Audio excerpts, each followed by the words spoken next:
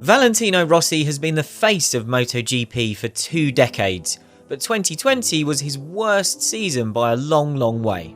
So what went wrong? And was this disastrous year just a one-off, or a sign that his time has passed after so long effectively carrying MotoGP on his shoulders? Here are the factors that made 2020 such a terrible year for Rossi. And if you're excited to see us covering MotoGP on this channel, give us a thumbs up and tell us in the comments, and make sure you check out our website where we cover the series in great depth.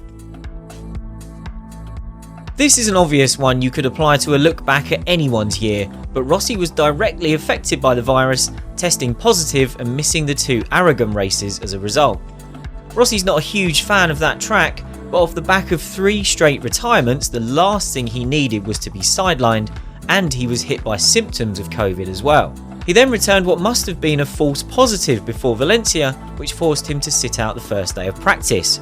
Losing that much track time in a condensed season that was going so badly was a big hit. Perhaps we should say the 2020 Yamaha M1 here.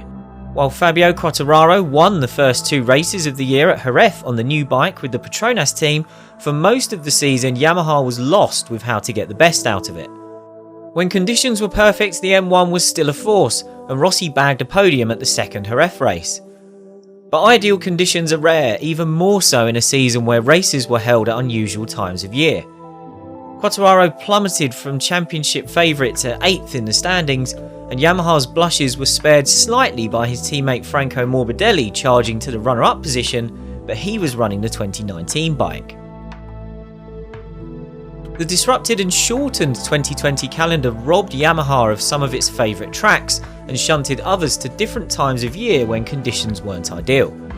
Le Mans and Aragon took place in a chilly October rather than May and September, while Barcelona, where Rossi crashed out from 2nd place, ran 3 months later than its usual summer slot. To make matters worse, circuits where Rossi goes well like Silverstone, Mugello, Phillip Island and Assen were all missing from the schedule.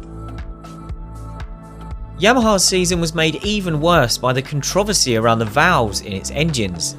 The valves Yamaha used at the start of the year were from a different supplier to the ones featured in the sample engine submitted to MotoGP before the season, but the specification was supposed to be identical. But the material used was ever so slightly different, and crucially that meant the valves were weaker. When Yamaha suffered a spate of failures at the start of the year, it asked for permission to switch back to the original supplier, which was granted on the assumption the parts were exactly the same. A subsequent investigation found that they weren't identical, which landed Yamaha in hot water at the end of the year. But the problems for its riders, including Rossi, was that they had to get through most of the season on just 3 engines. Revs were restricted to look after the engines, meaning a bike that's never had a reputation for being a rocket down the straights was robbed of even more power. In so many ways, Rossi seems like a man that will never age, but he's now into his 40s and it's impossible to battle against the passing of time. The departures of Andrea Dovizioso and Cal Crutchlow from the grid mean Rossi is now 10 years older than the next oldest rider in the field. Rossi is still doing an incredible job for a 41-year-old, but a career on 2 wheels is punishing on the body and the senses. Perhaps that will make his move from Yamaha's works team to the satellite Petronas outfit a good fit. Rossi's deserving of a place on the grid, no question, but his days as a force at the very front are now behind him. Rossi can look around the MotoGP grid and genuinely say he's old enough to be the dad of plenty of his rivals. Many of them have admitted to having posters of Rossi on their walls when they were kids and he was the man dominating the championship.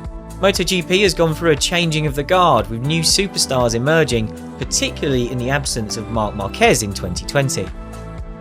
The younger riders are phenomenally fast, hungry for success, and maybe even more willing to take risks.